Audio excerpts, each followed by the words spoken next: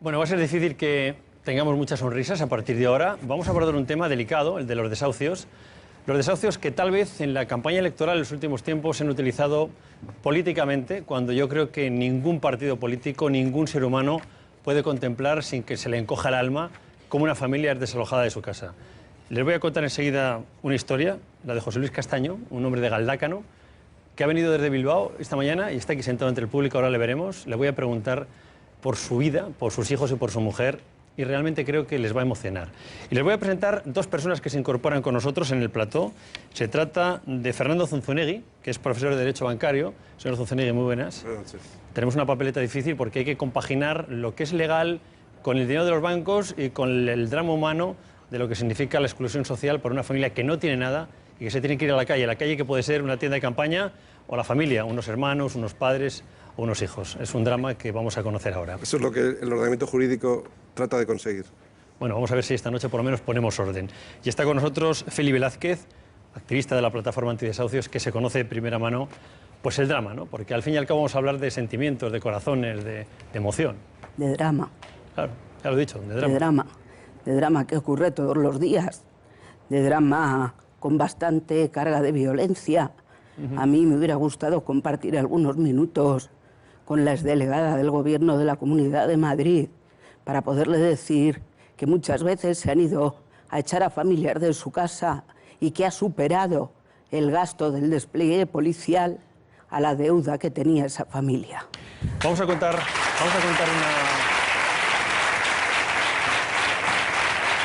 Enseguida doy paso a todos, evidentemente, creo que todos debéis hablar, podéis hablar, pero lo primero de todo hemos ido a querer una historia de una mujer que va a ser desahuciada dentro de unos días.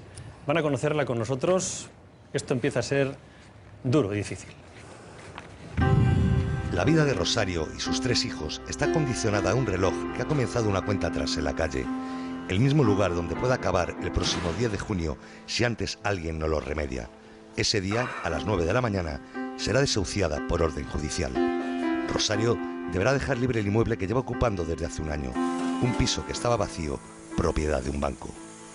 Aquí vine hace un año, la puerta estaba abierta, yo he puesto esta cerradura.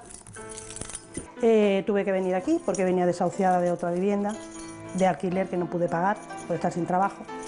Y me vi en la situación de ocupar esta vivienda, que sabía que era del banco, porque yo sabía que llevaba mucho tiempo la vivienda vacía, desocupada, que ya la habían ocupado más veces, y la pude acomodar un poquito, por lo menos para poder vivir dignamente. Me llamo Rosario, tengo 46 años y tengo 3 hijos.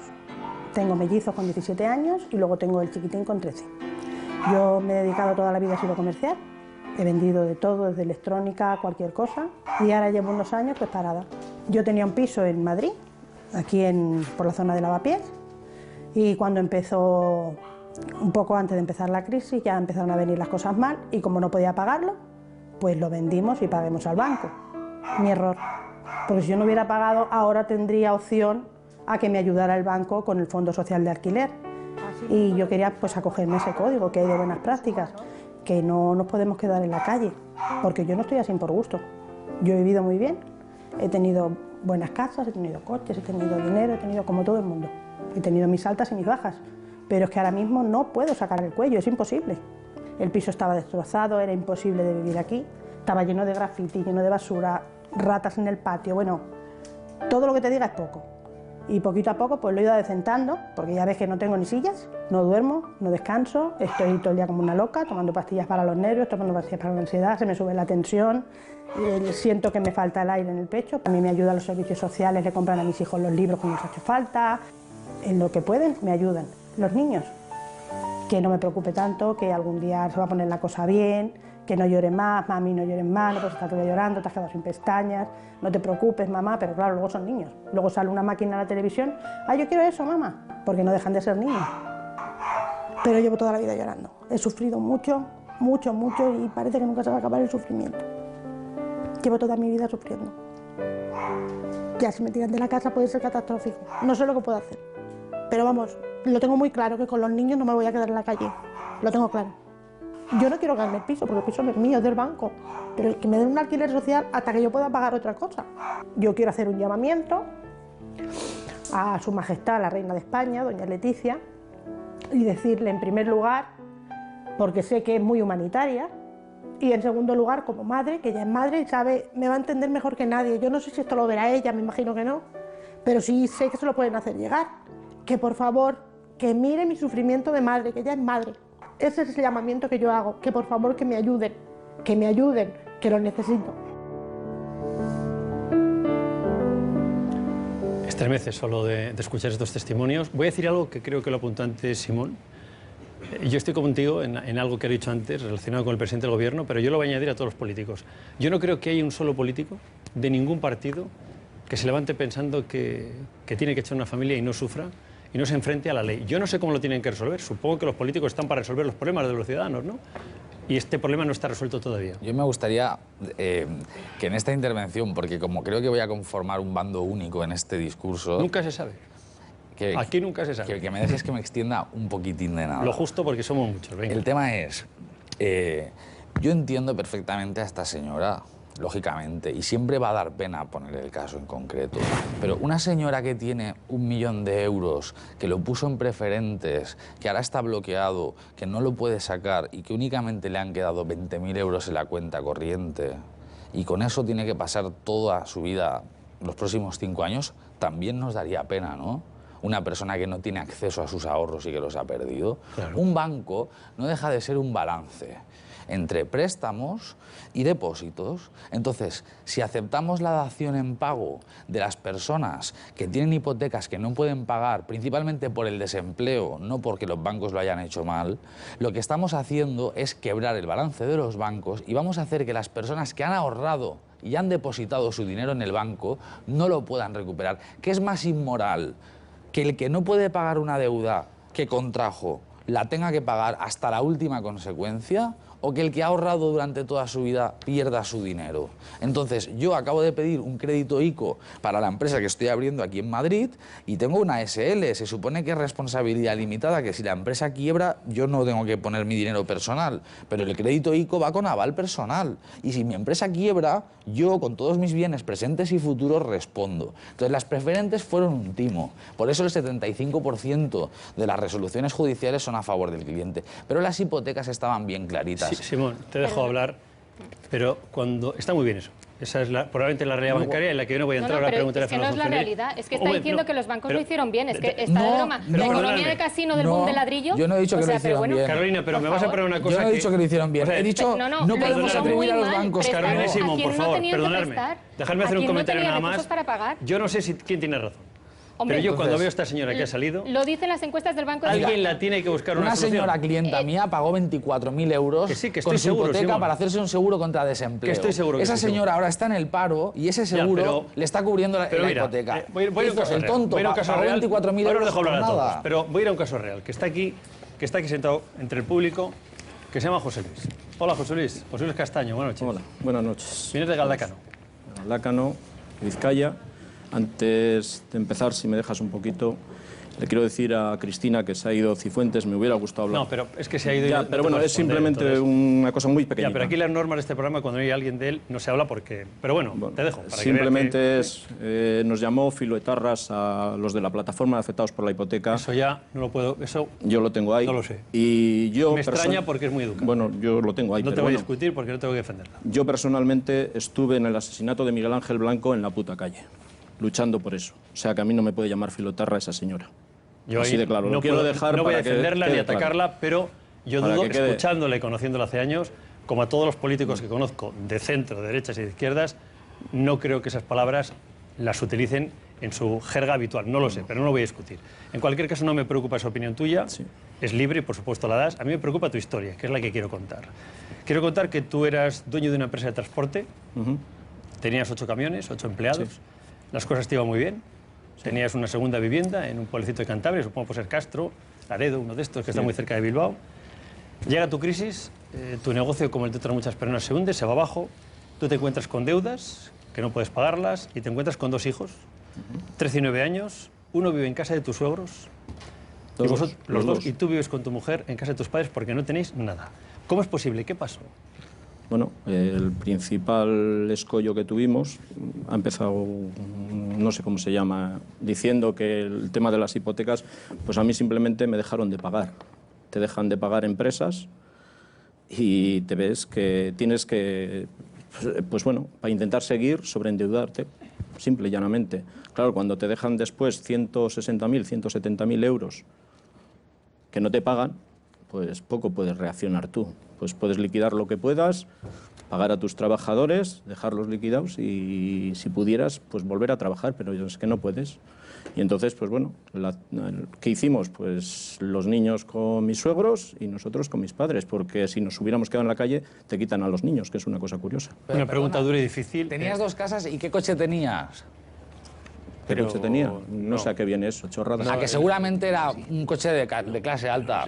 Pero ¿y qué? ¿A qué tiene que ver Vamos a ver, vamos a ver. Es que hay épocas buenas y hay épocas malas. Perdonadme, un momento, no entiendo por la favor, pregunta. por favor. José Luis, vamos a ver. Si Bueno, no te yo puedo importa, tener el coche déjame que preguntarle quiera. a mí. Voy a llevar yo la entrevista y luego habláis. Pero es indiferente, el coche, él no pudo vender ni el coche ni la casa, es igual. José Luis, Bueno, perdona, primero José era de Luis, empresa, José Luis, pero bueno, si no te importa, me parece perdonarme. El programa, si no te importa, lo llevo yo. Os pido que me respetéis a mí y yo organizo el debate. En cualquier caso, me es indiferente el coche porque supongo que lo intentarías vender si es tuyo, como intentaste vender tu casa, lo tendrías que vender y te quedaste sin nada porque lógicamente no te vas a guardar nada porque te lo hubieran quitado. Eso entiendo yo, hasta ahí puedo entender.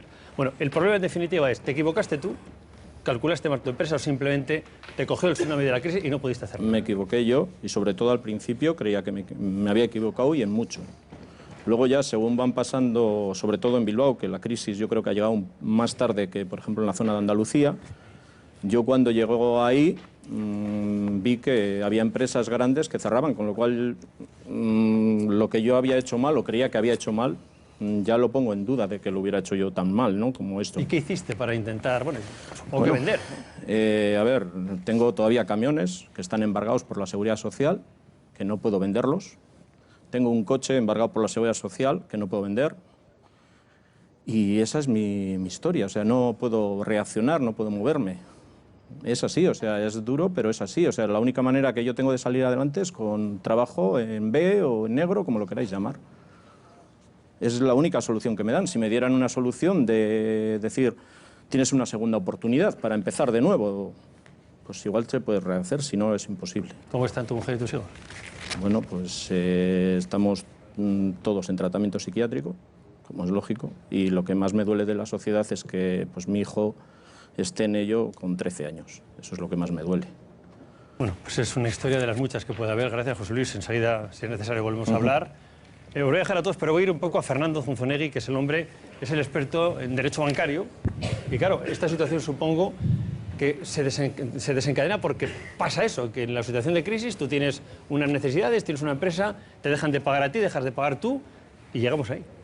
Pero ahí, ¿quién tiene la culpa? Son casos distintos, el de una persona, claro, una familia, el de una empresa que cometa el error de poner como garantía la vivienda. Lo que hemos descubierto con la crisis es que donde vivimos pensábamos que era un inmueble, que era un activo financiero, que nos servía de garantía hipotecaria, que nos servía para darlo en garantía para obtener un préstamo empresarial, que nos servía para invertir en ahorro de la jubilación y tener una renta, y que ahora puede verse comprometido con esta situación, propietarios que están ahora perdiendo la renta de su jubilación, y nos hemos dado cuenta que la vivienda es algo más que un activo, es nuestro hogar, es nuestro equilibrio, es nuestro arraigo, y esto está protegido incluso por la Constitución.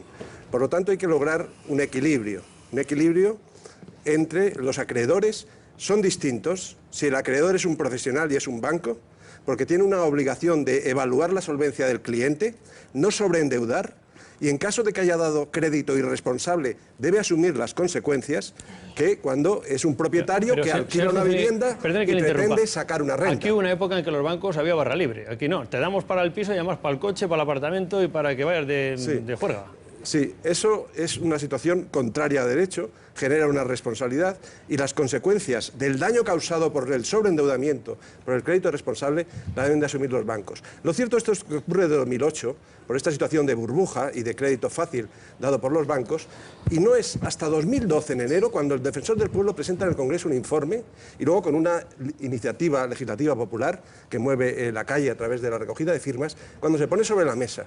Es decir, ya 4 años en crisis, cuando ya estábamos con el problema desbordado. Y luego las medidas que se van adoptando en 2012 o 2013 anualmente es crear una posibilidad para que estos casos no se produzcan, que nadie vulnerable quede en la calle, lo cual Cristina Cifuentes de algún modo coincide con el partido más radical que ella pueda verlo, que es con Manuela Carmena, porque las dos van a ponerse en contacto con los bancos para facilitar viviendas sociales, lo cual es lo que se debía hacer hecho. Nadie debe quedarse en la calle en un desalojo, lo cual es de sentido común. Pero, ¿quién debe asumir la responsabilidad? ¿Quién debe pagar el pato? El profesional responsable del sobreendeudamiento, esto es principalmente. El que no debe pagar, el director de la sucursal, el director general, el presidente del banco. El banco. Termino con esto. El que nunca debe pagar el pato, y es el invitado que nunca está presente, son todas aquellas personas que no han dejado el depósito en el banco, no han invertido en preferentes, porque han ido a lo más conservados, que es comprar una vivienda para tener una renta, muchas veces de jubilación, y ahora se encuentran con que una persona rompe la puerta de su casa y dejan de tener la renta y además su propiedad. Y con lo cual estos jubilados, muchos de ellos son jubilados, pierden la renta de su propiedad. Voy a contar un caso que lo conozco perfectamente. Una abogada que había alquilado un piso, una señora, una ejecutiva, y le empezó a no pagar. Ella se quedó porque tenía que pagar la hipoteca, no le llegaba, intentó que le devolviera la casa, no se lo han devuelto y tiene un problema porque ahora no puede pagar y la otra no se ha ido de su casa. Es decir, el caso contrario también existe. Vamos a hablar de... Pero ahora te dejo, Feli, vamos a hablar un poco todos, porque claro, hay gobiernos que lo intentan paliar, se está intentando. Una cosa es lo que se hace hasta donde se puede, otra lo que es la realidad de la calle, y todavía no hay un punto de encuentro, por lo que solo sé. Un dato. Estas medidas actualmente previstas son para 100.000 personas vulnerables y no se está llegando ni al 5%. Hay un problema de desinformación y de falta de gestión. Si la gente tuviera la suficiente información, se llegarían a estos códigos de buenas prácticas y a esta quita y a esta dación en pago que está contemplada en la ley. Lo que pasa es que hay desinformación. Perdón, un momentito. Por cierto, estoy leyendo, Venezuela prohibió los desahucios y hoy es imposible alquilar una vivienda. Lo estoy leyendo como una cosa que me la acaban de dar, no sé por qué, pero ahora os lo preguntaré. Vaya lío que has montado. Muy corto. Un apunte muy corto, por favor. Es que yo he escrito un libro al respecto y he dicho que ciudadanos, que no te ibas promotores a referir nunca a ti. y banqueros son corresponsables y todos somos corresponsables en esta crisis. Él dice, ha concedido la banca más crédito del que se debiera. El señor que tenemos de ejemplo en el público tenía 2 casas. ¿Son necesarias 2 casas? ¿Era necesaria la segunda vivienda? Te lo voy a explicar yo, eso es de sentido común. Pero yo te lo voy a explicar. Perdonadme. Yo no tengo ninguna. Perdonadme. Se lo voy a explicar yo. Si no os importa, se lo voy a explicar yo. O sea, yo entiendo, no voy a discutir contigo, pero el sentido común me dice que si las cosas van bien, cuando hay una buena época económica, cuando tú tienes posibilidad dices, oye, pues tengo mi casa, la estoy pagando, puedo, y ahora me puedo permitir el lujo de comprarme un apartamento en la playa para ir en verano. Lo ha hecho la clase media en este país toda la vida. Eso ha generado una burbuja que hace que mi generación tenga que compartir piso porque están muy caros los pisos. Eso, la mejora de la calidad de vida de una familia, si podía comprarse un apartamento en la playa, cientos de miles de familias se han podido compartir ese beneficio con el Estado. Pero eso es la realidad. Perdón, voy a empezar por aquí. Casimiro. Vamos a poner un poco de orden, ¿eh? Sí, vamos a ver. Que nos estamos desmadrando un poco. Y solo habla él. En el asunto de los desahucios ha habido unos errores políticos extraordinarios. Yo creo que ahora ya la situación... ¿Por parte de todos los gobiernos? Por parte de todos los gobiernos. Porque, es decir, y viene arrastrado de gobiernos anteriores, donde hubo normas para acelerar los desahucios. Bueno, el desahucio Exprés de Zapatero, famoso desahucio Exprés. Yo creo que, ¿qué es lo que ha ocurrido? Pues lo que ha ocurrido es que ha habido una recesión económica extraordinaria en este país que ha llevado a que se haya tenido que destinar, son cifras oficiales, 70.000 millones de euros para salvar a los bancos. Mucho más. Los bancos tienen... No a todos los bancos, ojo. No, fundamentalmente a las cajas de ahorros.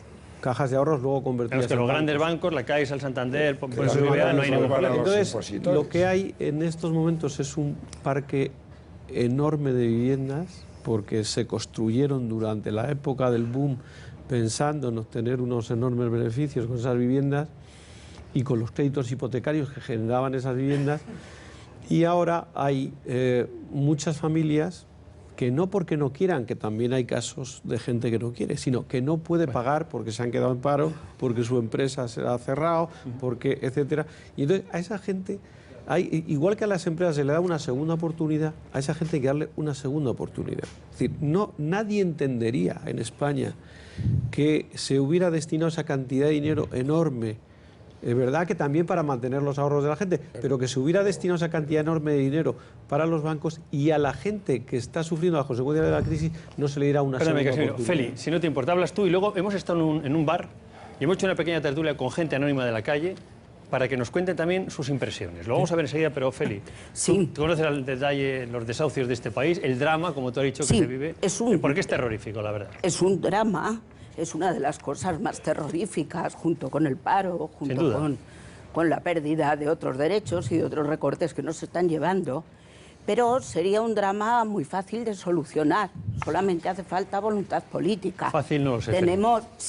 Tenemos una ley hipotecaria que además tuvo 1.500.000 firmas y se llevó al Congreso de los Diputados diciendo que se abriera un debate y una discusión, y el partido en el gobierno, el PP, ni siquiera lo tuvo en cuenta. El Tribunal de Derechos Humanos de Estrasburgo está continuamente haciendo recomendaciones al Estado español y tirándole de las orejas porque incumple normalmente todos los acuerdos. ¿Eso es así, que se recomiendan. Y luego yo creo que cometeríamos un error si nos quedamos solamente con el drama y con la pena. Como he dicho antes, esto es un problema de voluntad política y que se puede arreglar. Se ha visto que la propiedad privada y el mercado tienen unos claros intereses que el resto de ciudadanos y ciudadanas tenemos luego que solucionarlo con la ayuda a los bancos. Pero además ocurre una cosa, había un parque, y ya termino, muy pequeño. ¿Estáis todos de acuerdo? ¿Alguien en desacuerdo, decís? Había un parque muy pequeño de vivienda pública en todo el Estado español, un parque que suponía el 2% de la vivienda en general, cuando en el resto de la Comunidad Europea está entre el 15 y el 20. Pues los gobernantes que han estado gobernando durante muchos años en este país, esas viviendas que se han construido con nuestros impuestos y en suelo público, se han vendido a fondos buitres. Por eso esa señora Rosario, esa compañera que la han echado de su casa, ha tenido que entrar en una vivienda que no reúne las condiciones habitacionales. Porque quien debía, ya termino, quien debía de haber cumplido y de tener la responsabilidad política de darle una casa, porque la crisis y la estafa hipotecaria la ha llevado a esa situación, lo único que han hecho ha sido vendérselo a Goldman Sachs y a fondos buitres que en unos años van a especular. ¿Estás de acuerdo en esta explicación? ¿Estás de acuerdo, Fernando?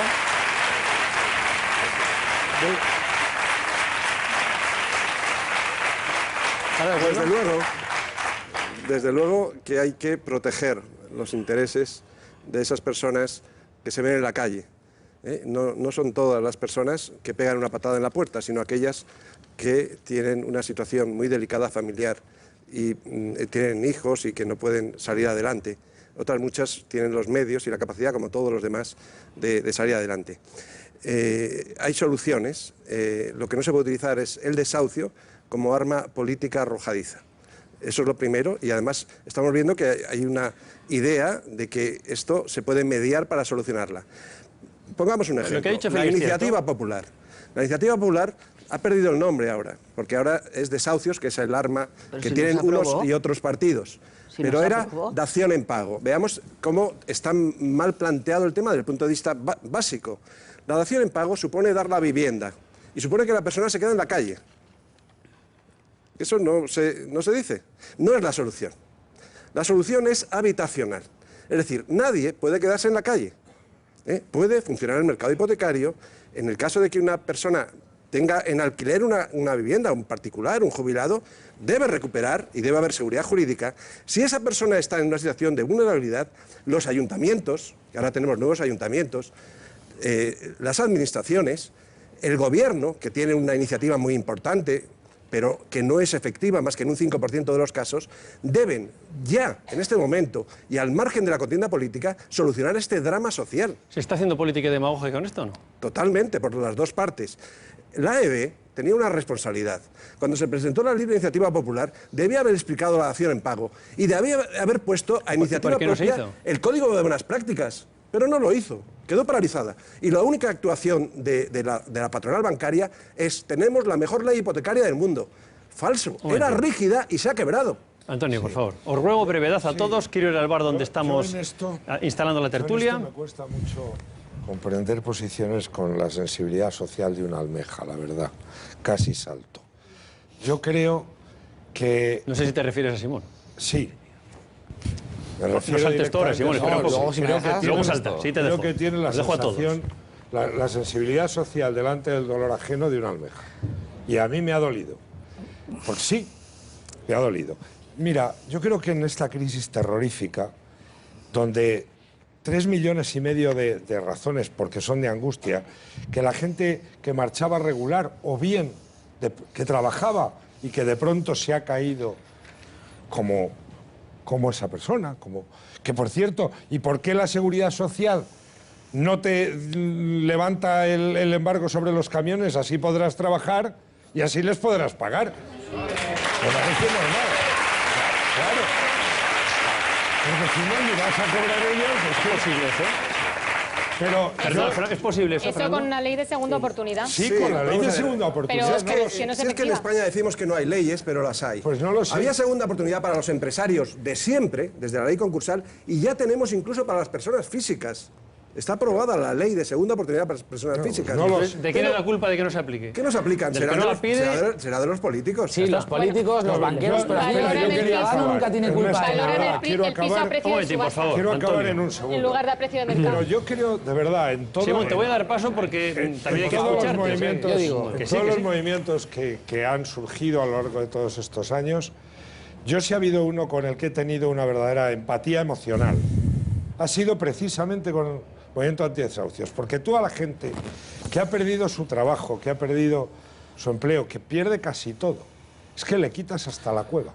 Antonio, sin eso estamos de acuerdo todo. Pero te quiero decir ¿cómo puedes ver a una familia salir de su casa sin que te voy a lo de estremezca? Casimiro García Vadillo. Si hemos gastado 70.000 millones, y yo estoy de acuerdo en que se hiciera porque no era salvar a los bancos, sino a los impositores y a los ahorradores, pero de la misma manera que hemos hecho eso, tenemos que tener la capacidad de que nadie en una sociedad mínima, con un mínimo de garantías, pueda estar como esa señora. Es que no puede ni se debe. Y lo que no, pues que se cambien las leyes o que haga lo que les dé la gana. Pero un ciudadano español no puede estar sin vivienda. Carolina, ni uno solo. A ver, brevemente, por favor. Lo siento, pero aquí estoy absolutamente donde estoy. Es que tiene toda la razón, es que dejar tirada a la gente no solo es insolidario, no solo es lo menos ético que se puede hacer, sino que encima es estúpido desde el punto de vista económico porque les condenas al fraude y a la economía sumergida, básicamente, con lo cual no pueden salir del hoyo. Entonces, yo lo que digo es, ¿dónde está la solución? Oiga, si es que no está muy lejos, 200.000 viviendas vacías en el Sareb, en el Banco Malo. ¿No cree alguien que en su sano juicio, que los gobernantes de este país, teniendo un parque de viviendas de alquiler tan disminuido comparado al parque europeo, estaba diciendo antes, ese es el dato, de un 2% frente a un 20% de los países que nos rodean, de personas que acceden a viviendas de alquiler, claro que sí. ¿Es posible que es así. Bueno, es que aquí tenemos a 4 millones, aquí tenemos a 4 millones de parados y a 7 millones de trabajadores pobres. La solución no es solo la dación en pago, que también, y también una ley de segunda oportunidad, sino haber aprovechado la oportunidad que teníamos de crear un parque de vivienda social en lugar de regalárselo a los especuladores, a los que encima les hemos financiado con dinero público. Regalárselo, la palabra regalárselo. Hombre, bueno, a precio de saldo. A precio de saldo y de derribo. Están vendiendo los pisos a 6.000 euros a los ¿y si no se les regala, qué se hace con ello? Si no se les da precio de saldo, ¿qué pasa con eso? Vamos a ver, se puede solucionar el problema de la vivienda social por un lado y por otro lado se pueden hacer medidas como están haciendo en Irlanda, que están destruyendo las infraviviendas y empezando a funcionar el mercado de la construcción para dar nuevas viviendas. Simón. Yo digo, a ver, que se va a incendiar ¿los el plato banqueros otra vez tienen culpa de ello? Sí, la tienen, dieron crédito por encima de lo debido. ¿Los políticos tienen culpa de ello? Sí, la tienen, pero los ciudadanos también. Porque cuando los pisos subían un 10% al año, un 12% al año, todos tenéis amigos que han dicho, voy a comprar este piso porque dentro de 2 años valdrá el doble. Porque hay una teoría económica... Por favor, dejadme hablar. Hay una teoría económica que dice que los impulsos económicos se producen en 3 oleadas. ¿Puedo hablar, por favor? Espérate, que termine, por favor. La oleada de los listos, que son los que compraron pisos en los 70 y en los 80, la oleada de los mediocres, que son los que los compraron entre los 90 y el 2000, y la oleada de los tontos, que son los que revientan la burbuja. Entonces, yo tengo un coche comprado a crédito, si mañana tengo un accidente y lo hago siniestro total, el banco me va a seguir reclamando la deuda, porque el banco no fía coches, presta dinero, avalado con mi garantía personal y con mi garantía del coche. Entonces, en España tenemos un 85% de viviendas de propiedad y un 15% de alquiler. Mientras mientras que en Holanda y Alemania es al revés. ¿Qué pasa con las personas de alquiler? Aquí nos hemos acostumbrado siempre a comprar un piso. Una persona que esté de alquiler. Yo vivo de alquiler. Si me quedo sin trabajo, si me quedo sin trabajo, ¿qué pasa? ¿Que me tiene que dejar el señor que me ha alquilado la casa que me siga quedando allí para no echarme en la calle? ¿Qué pasa con esas personas que nunca han podido acceder a una hipoteca? ¿Qué pasa con esas personas que mi hermana, que ahora es funcionaria, que gana un sueldo que no le permite vivir sola, que tiene que compartir piso? ¿Qué pasa con la gente de mi generación? Tiene que caer más todavía la vivienda a base de desahucios para que mi generación pueda comprarse casas como se hacía hace 20 años. Para comprarse cuando se... Señores, un momentín. Vamos a ir a ver la entrevista que hemos grabado, el debate que hemos grabado en la calle, y ahora habla Iván y Alfonso. Vamos a verlo. Casimiro, que hable Casimiro. Yo creo, bajo mi punto de vista, que los desahucios, en la mayoría de los casos, no. Es un sí y un no. O sea, yo creo que hay que cumplir, si tú te has firmado un contrato, por supuesto, pero hay que ser los bancos se tendría que mirar el caso personal de cada persona. Efectivamente. Claro, en determinados casos deberían de ser más indulgentes. Aquí a la hora de pedir una hipoteca y hacer un pago, todo el mundo estamos obligados, pero luego existe el poder o no poder. Ahora viene el problema, le echan. Los bancos le vienen divino. ¿Por qué?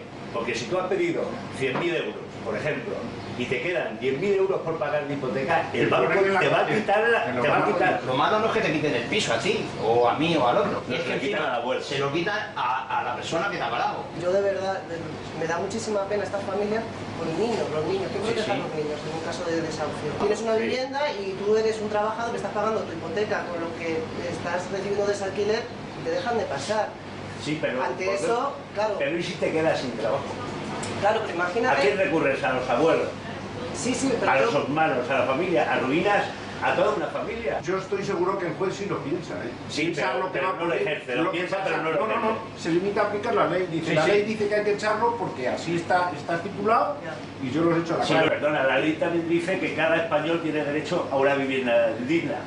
Y si un señor no puede pagar 600 euros, entonces... Bueno, antes de llevarle a esa situación, que le digan, bueno, vamos a ver, usted que puede pagar 200 euros nada más, pero claro, por esa verdad, porque luego está la picaresca, el tío, y si no, eso que sabe y no paga. Tú tienes un piso que es tuyo y porque no has pagado 6 meses, el banco te desahucia, llega el juez y de inapelable a la calle. Tú tienes un piso que le tienes desocupado, porque es tuyo, porque le quieres, pues para... No, o le tienes alquilado, Llega uno ocupado, le pega una patada... Vas un día que hay gente viviendo allí y te vas a la policía a denunciar y te dice la policía, pues no podemos hacer nada. Es que está claro, es que tú que tienes una casa ahorrando ahí que has pasado calamidades, sobre todo la gente mayor, y que la tengas alquilada, lo primero no te pagan, luego te dejan la luz, luego te dejan el agua. Soluciones hay, se pueden buscar soluciones para eso y que los desahucios sean menos traumáticos y no, que sean menos traumáticos, no, que se llegue a un acuerdo con la persona que ya bastante desgracia tiene con que la echen del piso. Y le digan, bueno, pero usted algo podrá pagar. ¿Cómo se mete un hijo mío en una hipoteca? Pues como le no tendré la que avalar yo. A ver, como no la vale el padre o la abuela. ¿A qué me pongo? A que te quedes sin casa, a que me quede tu hijo, yo sin casa y mi hijo también. Y sean todos a la calle. Porque él va a tener que seguir pagando. Efectivamente, la hipoteca. Sigue la deuda. Es que se quedan con dos pisos. Con 2 pisos y sigue la deuda. Bueno, mientras veíamos este vídeo, aquí también ha habido tertulia, ¿eh? En el plató, en las gradas, aquí todo el mundo estamos opinando, y yo me he acercado a Casimiro, Iván y Alfonso y decía, oye, ¿puede haber algún gobierno, de cualquier signo, me da igual, del PP, del PSOE, de Izquierda y de Podemos, que pudiendo arreglar el problema no lo arreglan? Yo entiendo que sería desde luego el género tonto, no lo sé, Alfonso. O sea, la vivienda en España es muy peculiar, se han dado cifras, es decir, ¿por qué compra la gente tanta vivienda? Fundamentalmente por la enorme inflación de los años 70. De los años 70. Hombre, al que tenga cierta edad tiene que recordar que después de la Guerra Civil, Franco congela los alquileres. Y teníamos lo que se llamaba, algunos se acordarán todavía, alquileres de renta antigua. A algunos les sonará aquello. Bueno, se acaba de solucionar el problema porque muchos no podían con la casa que alquilaban, claro, no ganaban nada. Al final nada. eran 25 pesetas, claro, un piso en el barrio Salamanca y tal, entonces había estas cosas. Bueno, dicho esto... Otro problema que se ha generado. Aquí hemos mezclado muchas cosas. El señor que ha hablado antes es un empresario.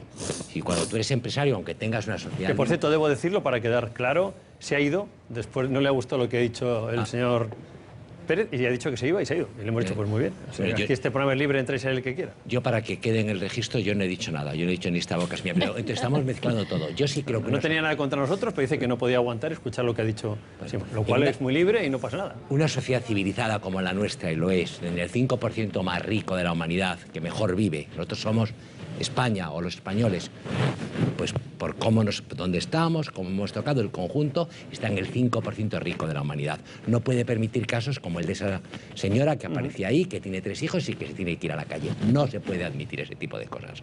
Ahora, es decir, que porque yo no creo que ningún político tenga la intención de despojar a la gente de sus bienes, ni que el empresario es un ser malvado que llega pensando a ver a cuántos despido esta mañana, o a quién exploto, a quién me lo llevo crudo. Lo habrá, pero no suele ser... Empresarios que hay que decir, es que cada vez que se habla del empresario, que generan los puestos de trabajo que en este país, muchísimos puestos de trabajo. De los que en los desahucios hay un... No pongamos al empresario como el malo siempre. Que entre los desahuciados hay una enorme cantidad, mucho más que los privados. Hay 400.000 empresas, según el propio Entre Canales, que han quebrado en España en tiempos de la crisis. A todos esos empresarios los han desahuciado, de una manera o de otra. Si hay una cosa que yo le diría a los de los bancos, o que diría el que hace la ley, es decir, el que el banco no sea nunca prisionero de la tasación que hace de tu piso, que no esté nunca vinculado por la tasación inicial que hace, como poco es chocante. Yo pongo un ejemplo, es decir, yo cuando quiero montar... Es una dictadura, ya lo sabes. Pero cuando yo quiero montar periodista digital, nosotros compramos un local. Me valoran el local, dicen 600.000 euros, tal, te dan un crédito, te dan lo que sea y tal. Si yo ahora lo quiero vender, el banco me lo tasaría en 200.000. O si yo fallo en mi hipoteca y lo ejecutan, nunca me lo valorarán en lo que lo tasaron. A mí eso me parece inmoral. Venga, Iván, rápido. Bien, yo quería decir muy rápidamente, en primer lugar, no voy a responder, yo creo que el murmullo que ha habido con respecto a las declaraciones que yo creo que han sido desafortunadas de Simón, pues es porque se ha insultado a una buena parte de la población, que aquí tenemos a Feli y a José Luis que se han ido, pero son los verdaderos damnificados de la crisis económica. Eso es lo primero. Lo segundo, la vivienda, y tal como nos lo están presentando, y en algunos casos hemos estado hablando, no es o no debe considerarse únicamente como una inversión, es un derecho. Y un derecho nunca puede ser malo. Una inversión puede ser mala, pero un derecho es adquirido por ser ciudadano de un país. Y yo creo que las sociedades avanzadas pueden hoy en día asegurar que todos tengamos una solución habitacional y que no tengamos que depender de endeudarnos, es decir, del derecho al crédito para poder llegar al derecho a la vivienda. El derecho a la vivienda tiene que ser asegurado para todos los ciudadanos de este país. Hay recursos. En segundo lugar, el Gobierno lo único que ha hecho ha sido, con una ley hipotecaria anticuada, intentar introducir ciertos mecanismos para ayudar, para salvaguardar los intereses de los bancos en contra de los intereses de los ciudadanos, de este derecho, de asegurar este derecho, que puede hacerlo. Y en tercer lugar, esto se ha... ¿Tú crees que un gobierno, de verdad, cualquier gobierno, apoya al banco en detrimento del ciudadano? El banco no vota al ciudadano. Porque eso es, en economía lo llamamos las capturas. La captura del regulador. La captura del regulador en el sentido... Y cuando el que alquila la casa es un particular, ¿qué pasa? Imagínate, dos viejos, dos personas mayores de venta de baños, que han estado ahorrando, La Bañeza, Ponferrada, Villafranca, El Bierzo. Han estado ahorrando, él se fue a Alemania en los 60, vienen aquí, no sé qué, al final ahorro y me compro un pisito en Madrid y lo alquilo. El que está dentro, que tiene necesidad, no me puede pagar. Tú verías bien que ese señor de venta de baños, que tiene 72 años, su mujer que tiene 74, que andan los dos fastidiados, pudieran expulsar de la casa al que no paga. Eso es una inversión. No, pero podían... Pero digo, si no les pagan el alquiler, ¿podrían desahuciar al que lo paga? Yo pregunto. Permítame, porque la solución que se está dando... Porque se entiende, es decir, no es lo mismo que desahucie el banco, no es lo mismo que desahucie una institución, a que desahucie un señor que probablemente le esté sirviendo para terminar de cubrir sus necesidades básicas. Eso le parece bien. Entonces, ¿qué es lo que hacemos? Un momento, desde la plataforma, automáticamente nos ponemos en contacto con los servicios sociales del municipio que corresponde, porque ahí es donde entra la obligación de que pues el ayuntamiento, la comunidad autónoma, solucione el problema habitacional. ¿Y el señor que tiene 5 pisos? Porque el señor... Mira, yo no te voy a contestar ni me voy a ir como mi compañero, pero te pido el máximo respeto para la gente, que sus hijos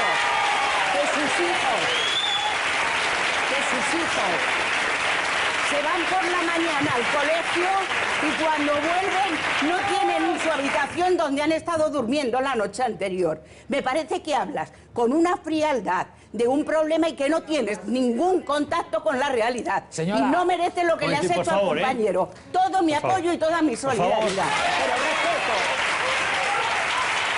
Mira, yo soy... A ver, déjame hablar, Simón. Yo digo, todas las ideas son respetables. Yo soy empresario y hace un año y medio mi empresa tuvo un mal momento y me quedé en la calle. Y tuve que volver a casa de mis padres con mi hijo y tuve que pagar una indemnización de 5.000 euros a los dueños de la casa de alquiler por abandonar el contrato antes de tiempo. Me quedé 5 meses sin cobrar, tuve que pedir un préstamo al banco que todavía estoy pagando y entiendo perfectamente al ciudadano. Entiendo perfectamente al ciudadano, os entiendo a todos. Banquero, yo banquero tengo culpa, los políticos tienen culpa, vosotros aceptáis la vuestra. Simón, cuéntamelo a mí. Yo ruego por favor a todo el mundo el respeto para todos, los que piensan de una manera y los que piensan de otra. Yo banquero acepto mi parte de culpa, la que mi sector tiene, se daba el 120% y te financiaban el coche y las vacaciones, correcto. Vale, los políticos regularon el suelo libre, no sé qué, correcto. Pero la gente compraba 2 y 3 viviendas. La gente compraba más viviendas. ¿Quién de los que estáis aquí tenéis 2 viviendas? El señor que ha hablado y se ha marchado. Vamos a ver, ¿y qué le pasó? El único ejemplo real que ha habido, tenía 2 viviendas. Era una persona que se han suicidado familias, que se han suicidado. Sí, señora, que sí, que yo también he tomado pastillas para los nervios. Perdonadme, Simón, por favor. Estáis hablando de cosas diferentes. Evidentemente hay mucha gente que en época de bonanza económica ha comprado un apartamento, 2. Hay esa gente. Y hay otra gente que está hablando de ella. Perdonadme. Félix, Simón, por favor. Estoy explicando, y lo digo a la cámara, estoy explicando que evidentemente en época de bonanza hay familias de clase media, media alta, que se han podido comprar un apartamento. Naturalmente que sí. Claro. Es el bienestar económico. Y hay familias que no han podido y que son desalojados porque no tienen nada. Y es otra realidad. Y existen las dos. Y ya está. Y no, es que son cosas diferentes. Estamos hablando de magnitudes diferentes, Simón. Y la tragedia es para el que no no tiene nadie y le echan. Esa es la tragedia.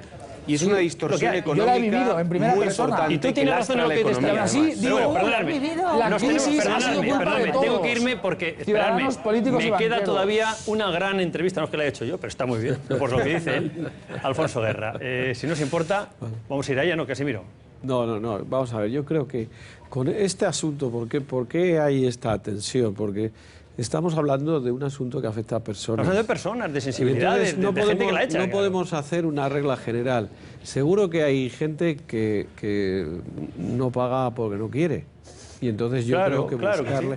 No se le puede dar una solución a una persona que no quiere pagar, sencillamente. El que no quiere pagar es un cara. Es un cara. El que no puede es una tragedia. Ahora bien, yo creo que... Porque además el problema ha llegado como cuando ya estaba empezando a cambiar la situación, porque evidentemente las familias en España, y ese es un dato de la realidad, lo último que dejan de pagar es la hipoteca. Es verdad. Claro. Es decir, en este país es una educación desde niño, no hay que pagar el piso. En un país en el que la gente es muy buena pagadora. Es cierto. Entonces se quedan en el paro, pero les piden a los padres dinero. Y claro, han pasado 6, 7 años desde que comenzó la recesión económica y ahora es cuando se están produciendo esa especie de florecimiento de gente que se queda en la calle. Toda la razón. Yo digo... ¿Hay solución para la gente que de verdad no puede pagar porque está en el paro, porque han tenido que cerrar? Sí hay solución. Claro que la hay, porque hay un parque de viviendas enorme que se puede, aunque sea prestar de manera transitoria hasta que esta gente pueda salir adelante. Por favor, es que está creo que hay que analizar los casos por caso. Y creo que todos los políticos deberían de tener 2 dedos de frente para darse cuenta de que este es un problema con el que no se puede hacer demagogia. Creo que en este punto estamos todos de acuerdo. Sí. Incluso un poco tú también, Simón. Un poquito también, ¿verdad? Sí. A ver qué dicen nuestros telespectadores. A ver si Carmen... Hola, Carmen.